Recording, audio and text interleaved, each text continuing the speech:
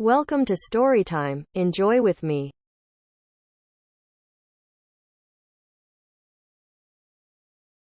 The Photograph by Sefi Atta.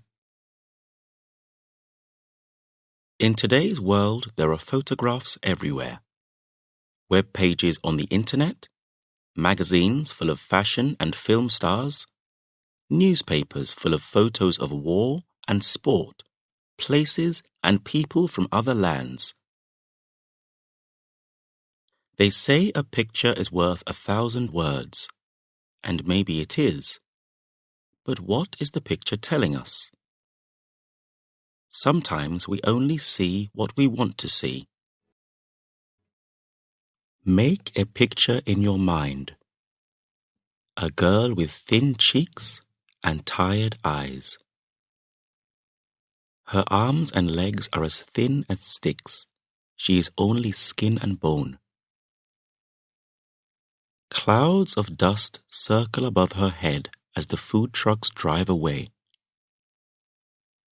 Their wheels leave marks on the dry ground, and soon only the marks show that the food trucks came to the village and left. The sun is at its hottest. The African sky is unending and cruel. Even the white men with cameras, busily taking photographs of the usual fighting over the food, are now getting ready to leave.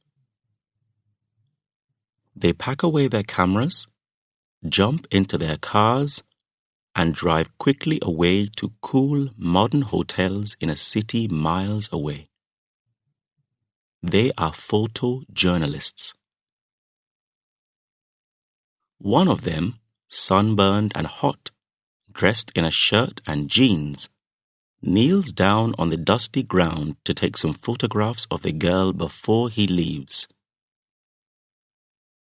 In the pocket of his shirt is a protein bar, soft from the sun, uneaten, untouched, forgotten.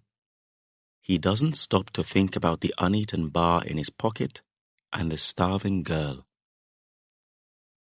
He is only one man.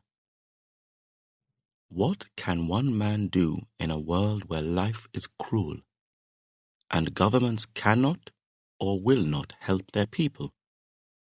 And who wants to stay in a place like this, with its dirt and its terrible smells, if they can drive away from it?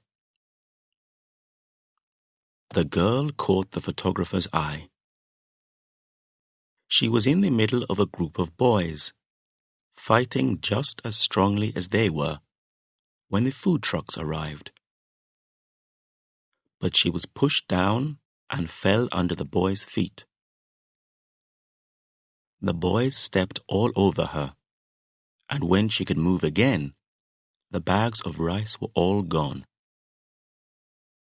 She stayed there, red-eyed, moving her fingers slowly over the dusty ground.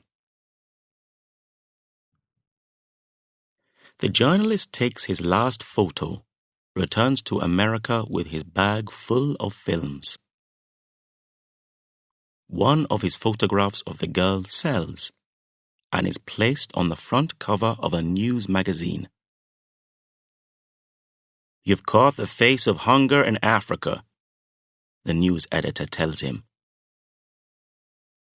He wants to tell the editor that this photograph is just one face, in one village, in a country full of hungry faces. But he does not say it. The photograph is good for him. More people admire his work and want to buy his photographs for their magazines and newspapers. The photograph is in most news stores by the end of the month, even in those bookstores where people go only to read the magazines and not to buy.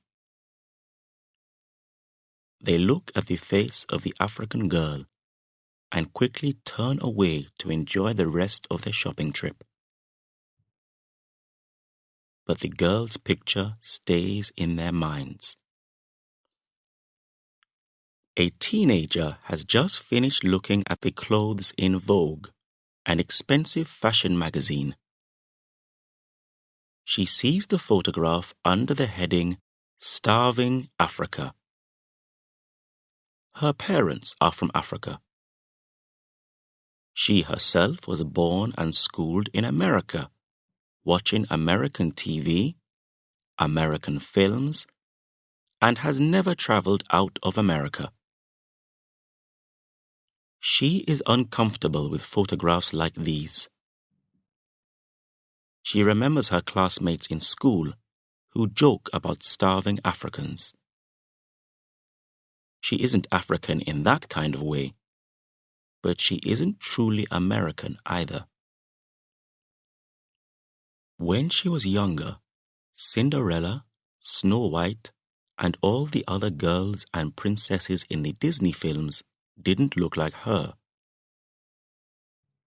When she was older and became interested in fashion, the models on the magazine covers didn't look like her either. Then the magazines found out that Africa had beautiful women. A Nigerian model is in the latest copy of Vogue, dressed in blue and thin, so thin. The teenager feels the fat at the top of her legs. She wants to be thin like the model. She wants to wear jeans that are like a second skin. She wants a photograph of herself with cool, unsmiling eyes like the Nigerian model. She is careful about what she eats. And if she eats too much, she puts her finger down her throat to make herself sick.